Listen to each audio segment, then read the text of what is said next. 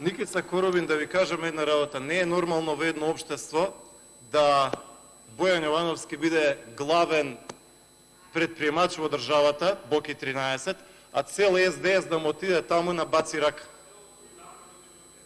Не е нормално Коробин за Цветиња владата пред месец дена да даде 750.000 евра. 750.000 евра на фирма со еден вработен. 2.000 евра дневно се тоа за Цветиња. Кај ги потрошите тие 2.000 евра, еве да речеме денес? Коробин, да ви кажам нешто. Знаете што е проблемот? Проблемот е што има основи за сомнеш. И ајде да го чуеме тој демант. Нека излезе Нина Ангеловска и нека каже 12 вработени, профил на вработени, опис на работни задачи и дали дава 12.000 денари плата. Зошто? Затоа што сомножете дали плата на рака. Затоа што тоа е незаконски, неетички и неморално.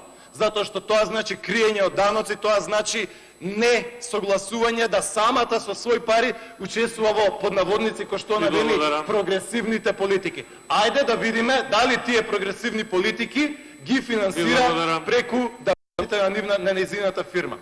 Да видиме. Да го чуеме одговорот. Нема одговор. Реплика пратеничката Мираковска Сонја, повелете.